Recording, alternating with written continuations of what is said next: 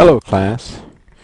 This video we will complete the mapping of the next state truth table into the K-maps, and then once we have it in the K-maps we will complete the circles to find the minimum sum of products needed to implement our design.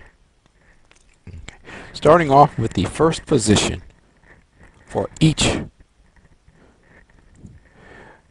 Q2, which is the first column here I'm using. Let me identify it for you. This will be J2 and this will be K2. This group will be J1 and K1, and this group will be J0 and K0.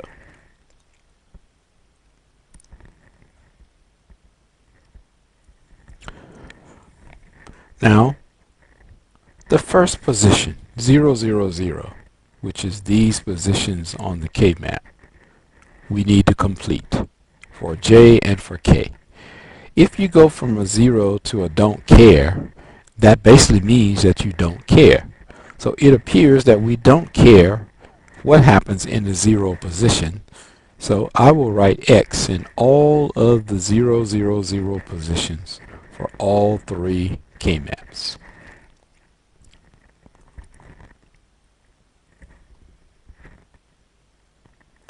Now, second line, we have something to work with. So we're in this block here, block number 1.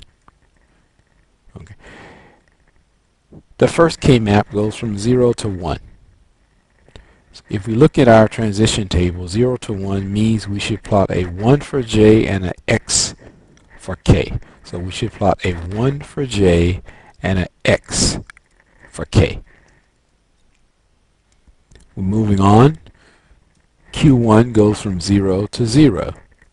That means a 0 should be for J and an X for K.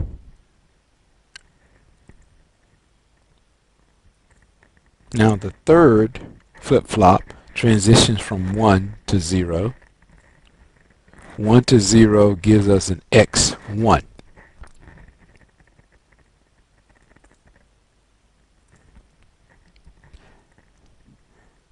That's not so bad, but let's try it again for number 2. Number 2 is this block in the K-map. So 2 for the first J and K, 0 to 0. 0 to 0 means 0x. So I should write a 0 for J, X for K.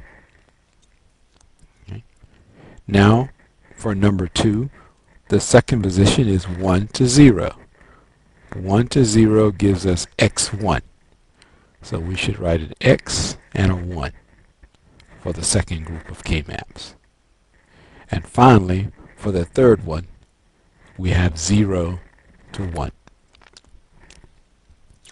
So 0 to 1 on the transition gives us 1x. 1 here, 1 here, X here. Now we will continue through this process until all the K-maps are filled. So what I will do is I will continue and complete the K-maps, and then we will proceed with the circling part. As you can see, I have finished completing the truth table. Now I will finish this video by completing the proper circles for each of the K-maps. In this first K-map, I have 2 1s. I can't group over here because of the 0, but I can capture these 2 X's as part of a larger group. So I will capture that. Now down below, I have 2 1s here. So I will reach up and capture these 2 X's and add it as part of a larger group.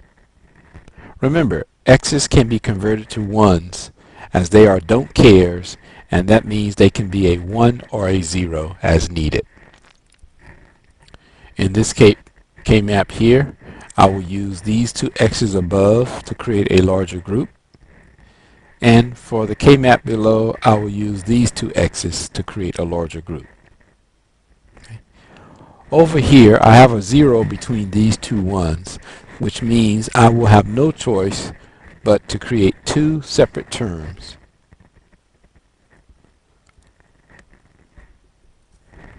I have the same problem here, where I'm limited to only circling here and circling here. So this is the final value of the circles. In the next K-map, I will complete the Boolean expression for each of these circles.